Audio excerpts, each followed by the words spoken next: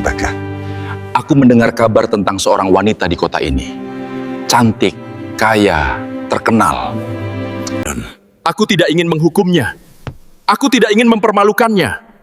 Aku hanya ingin satu hal. Dia sadar. Pernahkah kamu membayangkan ada seorang wanita paling terkenal di Baghdad, cantik, kaya, dipuja banyak orang, tapi justru disebut sebagai simbol dosa oleh seluruh kota? Tak ada yang berani menasihatinya, bukan karena dia jahat, tapi karena kecerdasannya bisa membungkam siapapun yang mencoba mengingatkannya. Para ulama datang, pulang dengan diam. Para bangsawan datang, justru makin terjerat. Bahkan orang-orang soleh pun memilih menjauh. Sampai suatu hari, Khalifah Harun al-Rashid membuat keputusan yang mengejutkan. Ia tidak mengirim pasukan, ia tidak memerintahkan hukuman. Ia justru memanggil satu orang yang paling tak terduga. Ya, dialah tokoh utama dalam kisah Abu Nawas. Seorang pria sederhana, kadang terlihat konyol, tapi pikirannya lebih tajam dari pedang istana. Tugasnya hanya satu, mengubah hati wanita itu, tanpa ancaman, tanpa paksaan, tanpa mempermalukannya.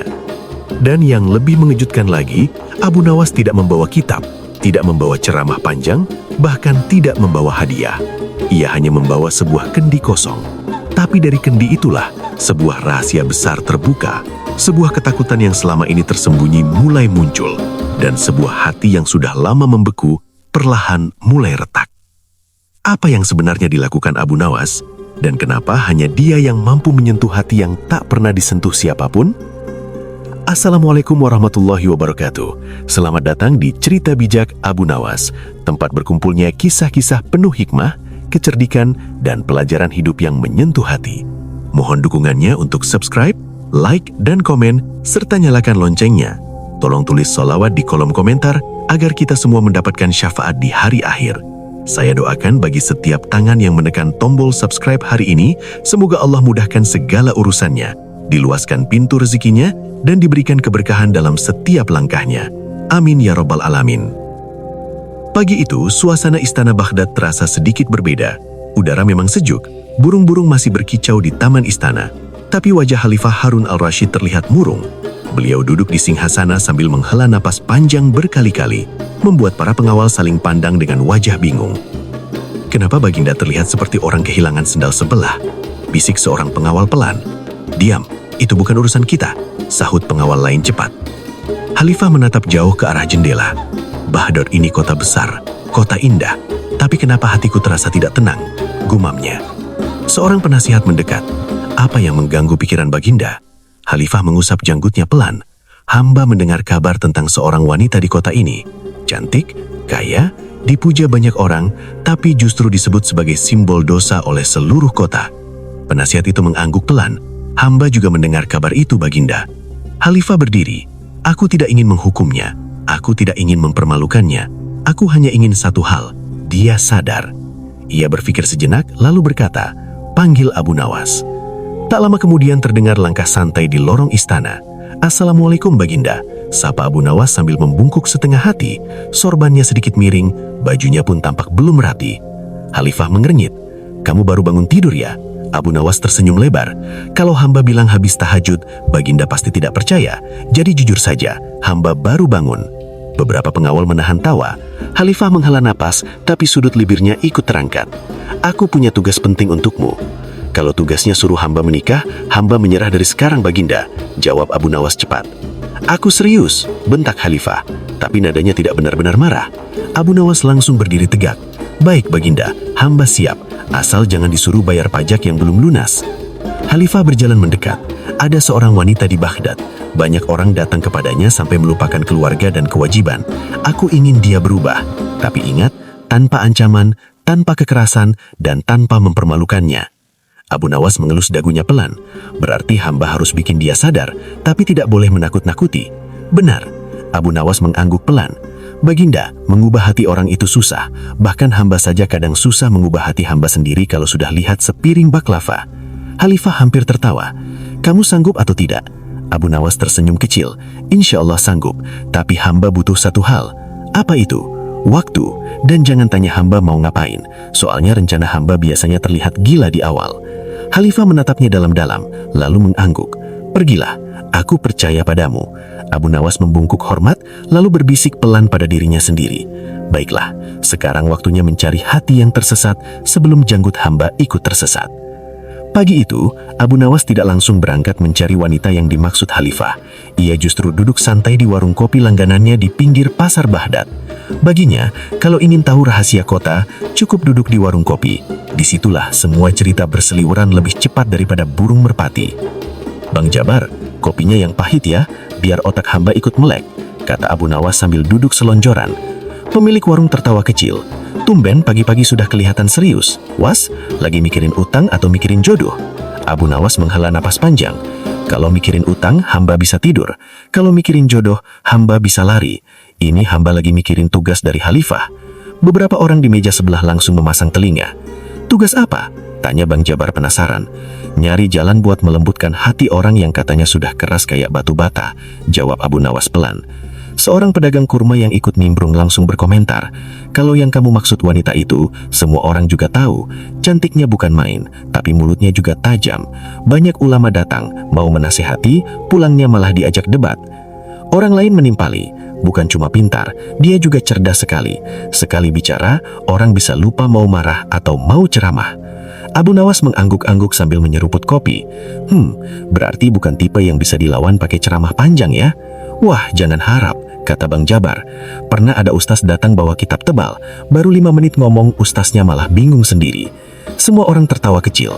Abu Nawas tersenyum tipis. Berarti dia bukan cuma cantik, tapi juga pintar. Ini yang bahaya. Orang pintar itu kalau hatinya tertutup, nasihat masuknya muter-muter dulu. Lalu kamu mau gimana, Was? Tanya pedagang kurma. Abu Nawas menggarut kepalanya.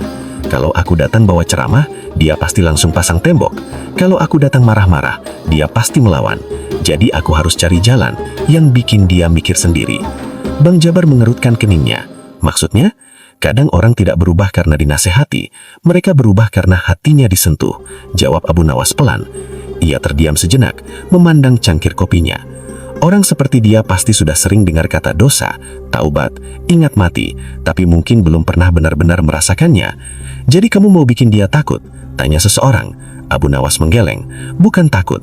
Kalau cuma takut besok juga lupa. Aku mau bikin dia berpikir. Bang Jabar tertawa kecil. Wah, kalau sudah Abu Nawas yang mikir pasti ada rencana aneh. Abu Nawas ikut tertawa. Aneh sedikit tidak apa-apa, yang penting hatinya kebuka. Ia berdiri perlahan, merapikan sorbannya yang miring. Doakan saja ya, semoga hamba bisa menemukan pintu kecil di hati wanita itu. Soalnya kalau pintunya sudah kebuka sedikit saja, sisanya urusan Tuhan. Bang Jabar mengangguk pelan. Hati-hati Was, katanya hatinya keras banget. Abu Nawas tersenyum santai. Justru itu, batu paling keras pun bisa retak kalau tahu di mana titik pukulnya. Malam itu, Baghdad terasa lebih tenang dari biasanya. Lampu-lampu minyak mulai menyala di sepanjang jalan, dan suara musik dari rumah-rumah mewah terdengar samar tertiup angin. Di salah satu sudut kota yang paling ramai, Abu Nawas duduk santai di bawah pohon kurma tua, seolah sedang menunggu sesuatu. Di depannya, sebuah kendi hitam diletakkan rapi. Ia sesekali memandang ke langit, lalu menepuk-nepuk kendi itu pelan, seperti sedang berbicara dengan teman lama. Tak lama kemudian, terdengar suara langkah halus dari balik tirai rumah besar di seberang jalan. Jadi, kamu orang yang katanya punya kendi aneh itu? Terdengar suara lembut namun tegas dari seorang wanita. Abu Nawas menoleh pelan. Di hadapannya, berdiri wanita yang selama ini hanya ia dengar dari cerita orang. Wajahnya cantik, pakaiannya mewah, tapi matanya terlihat lelah. Abu Nawas tersenyum santai. Kalau yang Nona cari orang ganteng, sepertinya salah orang. Tapi kalau yang dicari si pemilik kendi, ya ini orangnya. Wanita itu menahan senyum. Kamu ini Abu Nawas kan? Wah, ternyata hamba sudah terkenal juga. Biasanya yang kenal hamba cuma tukang utang, jawabnya ringan. Wanita itu melipat tangan.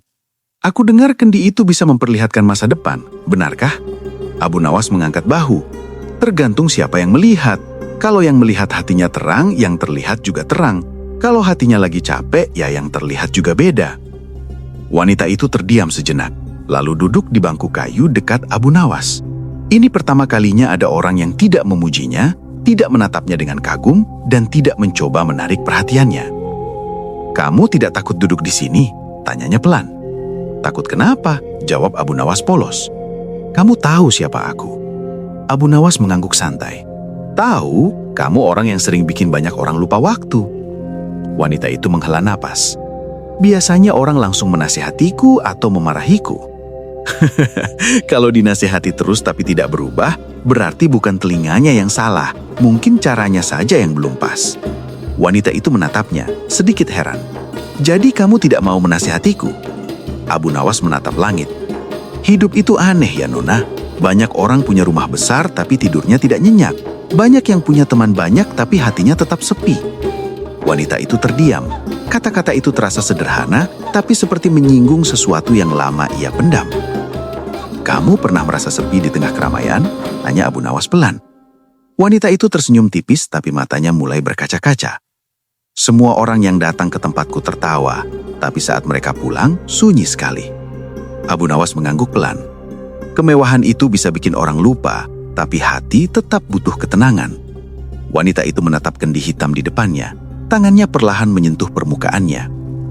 Kalau aku lihat ke dalamnya sekarang, aku bakal lihat apa? Tanyanya pelan. Abu Nawas mengangkat bahu. Tergantung apa yang lagi kamu sembunyikan dari dirimu sendiri.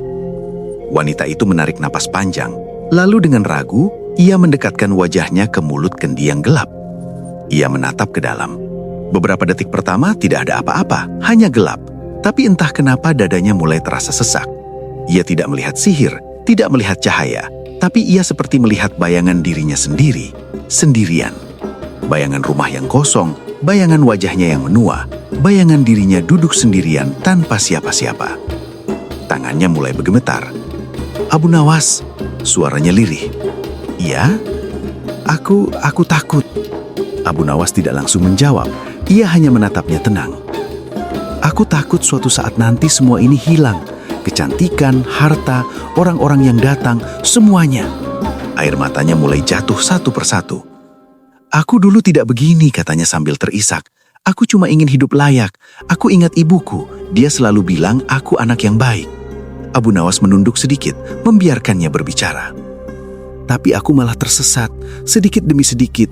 Awalnya cuma ingin bantu keluarga, lama-lama aku terbiasa, sampai aku lupa jalan pulang. Suara tangisnya makin jelas, ia menutup wajahnya dengan kedua tangan. Aku takut Abu Nawas, kalau semua ini habis, siapa yang bakal peduli sama aku? Abu Nawas menghela napas pelan. Kamu tahu kenapa kamu bisa takut sekarang? Wanita itu menggeleng. Karena hatimu sebenarnya masih hidup. Kalau sudah benar-benar mati, kamu tidak akan merasa apa-apa. Wanita itu menatapnya dengan mata basah. Menurutmu aku masih bisa berubah? Tanyanya pelan. Abu Nawas tersenyum kecil. Selama napas masih ada, pintu pulang juga masih ada. Yang penting kamu mau melangkah. Wanita itu kembali melihat ke dalam kendi. Sekarang ini bukan untuk mencari bayangan, tapi untuk mengakui ketakutannya sendiri. Air matanya jatuh tanpa bisa ditahan. Untuk pertama kalinya, ia tidak merasa kuat. Ia tidak merasa hebat. Ia hanya merasa seperti seorang anak kecil yang ingin pulang. Dan disitulah, perlahan hatinya mulai retak. Retak bukan karena hancur, tapi karena mulai terbuka. Pagi itu udara Baghdad terasa berbeda. Matahari baru saja muncul. Cahayanya lembut menyentuh jalanan yang masih sepi. Abu Nawas sudah berdiri di depan rumah wanita itu. Seperti biasa, dengan pakaian sederhana dan senyum santainya. Tak lama kemudian, pintu terbuka pelan. Wanita itu keluar dengan penampilan yang jauh berbeda dari biasanya. Tidak ada lagi perhiasan berkilau, tidak ada wangi parfum menyengat. Ia hanya memakai jubah sederhana berwarna lembut dan kerudung yang menutupi rambutnya. Abu Nawas sampai mengedipkan mata 2 kali. Loh, ini aku salah rumah apa gimana? Katanya pura-pura bingung. Zulaiha yang aku kenal biasanya kalau keluar rumah suaranya duluan yang datang. Gelangnya bunyi kemana-mana. Wanita itu tersenyum kecil. Jangan diejek terus, aku sudah siap. Siap buat apa? Tanya Abu Nawas. Wanita itu menarik napas pelan. Siap menghadap khalifah dan siap jujur. Abu Nawas mengangguk pelan. Nah, itu baru berani namanya. Tapi satu pesan ya. Apa? Kalau nanti kakimu gemetar, jangan salahkan aku. Aku cuma tukang antar, bukan tukang penyangga lutut. Jawab Abu Nawas sambil nyengir. Wanita itu tertawa kecil, tapi matanya masih terlihat tegang. Mereka berjalan bersama menuju istana. Sepanjang jalan, wanita itu lebih banyak diam. Sesekali ia menunduk, seperti sedang menata hatinya sendiri. "Takut?" tanya Abu Nawas pelan. "Iya," jawabnya jujur. "Aku takut dihakimi." Abu Nawas menggeleng pelan. Orang yang benar-benar mau berubah itu bukan buat dihakimi, justru itu yang paling ditunggu. Saat sampai di haula istana, langkah wanita itu melambat. Suasana megah dan sunyi membuat dadanya makin berdebar. Khalifah Harun al-Rashid duduk di singgasananya. Tatapannya tegas, tapi tidak keras. "Abu Nawas," panggilnya. "Apakah ini orang yang kau maksud?" Abu Nawas menunduk hormat. "Iya, Baginda. Tapi hari ini dia bukan wanita yang dulu." Wanita itu maju satu langkah. Lututnya sempat terasa lemas, tapi ia menguatkan diri. "Baginda," suaranya pelan, hampir bergetar. "Saya datang bukan untuk membela diri. Saya datang untuk mengakui kesalahan saya." Aula mendadak hening. "Saya sudah lama hidup dalam kemewahan yang salah. Saya membuat banyak orang lupa pada keluarganya. Saya pun lupa pada diri saya sendiri," lanjutnya sambil menunduk. Air matanya jatuh perlahan. "Saya tidak minta diampuni oleh manusia. Saya hanya ingin diberi kesempatan untuk berubah. Saya ingin memulai hidup baru, hidup yang lebih tenang." Khalifah menatapnya cukup lama. "Dan apa yang akan kau lakukan setelah ini?" tanya beliau. Wanita itu menarik napas. "Saya ingin hidup sederhana, mencari rezeki yang halal, tidak lagi dengan cara lama." Khalifah akhirnya mengangguk pelan. "Kalau itu niatmu, maka pintu perubahan selalu terbuka." Wanita itu menutup wajahnya sebentar, menahan tangis haru. Abu Nawas yang berdiri di samping hanya tersenyum kecil. Khalifah menoleh kepadanya. "Abu Nawas, kau berhasil lagi, tanpa ancaman, tanpa kekerasan." Abu Nawas mengangkat bahu. "Saya cuma nunjukin cermin, Baginda. Dia sendiri yang berani lihat." Wanita itu menoleh ke arah Abu Nawas. "Terima kasih, karena tidak pernah menghakimi saya." Abu Nawas tertawa pelan. "Saya ini cuma orang biasa. Tugas saya bukan menghakimi, tapi mengetuk. Soal pintunya mau dibuka atau tidak, itu urusan yang punya rumah." Beberapa hari kemudian, kehidupan wanita itu benar-benar berubah. Ia meninggalkan rumah lamanya, meninggalkan gemerlap yang dulu membungkus hidupnya. Ia memilih hidup sederhana, mulai dari nol. Dan untuk pertama kalinya, hatinya terasa ringan. Sementara itu, Khalifah merasa bersyukur melihat satu jiwa terselamatkan. Abu Nawas, ia cuma berjalan santai di pasar seperti biasa sambil bersiul kecil. Karena ia tahu, kadang satu hati yang benar-benar tersentuh jauh lebih berharga daripada 1000 nasihat yang hanya lewat di telinga. Pesan moral dari kisah Abu Nawas dan wanita pendosa di Baghdad ini mengajarkan bahwa setiap manusia, seburuk apapun masa lalunya, selalu memiliki kesempatan untuk berubah menjadi lebih baik. Tidak ada hati yang terlalu keras untuk disentuh, selama ada pendekatan yang tepat, penuh kesabaran, dan tanpa menghakimi. Kisah Abu Nawas menunjukkan bahwa menasihati tidak harus dengan amarah atau paksaan, tetapi bisa dengan kelembutan, kecerdikan, dan empati. Ia tidak memaksa wanita itu untuk berubah, melainkan membuatnya menyadari sendiri kesalahannya. Dari situlah muncul penyesalan yang tulus. Cerita ini juga mengingatkan bahwa kemewahan dan pujian tidak selalu membawa kebahagiaan, karena hati yang tenang hanya datang dari kejujuran dan jalan hidup yang benar. Kadang satu hati yang tersadarkan lebih berharga daripada 1000 nasihat yang hanya lewat di telinga.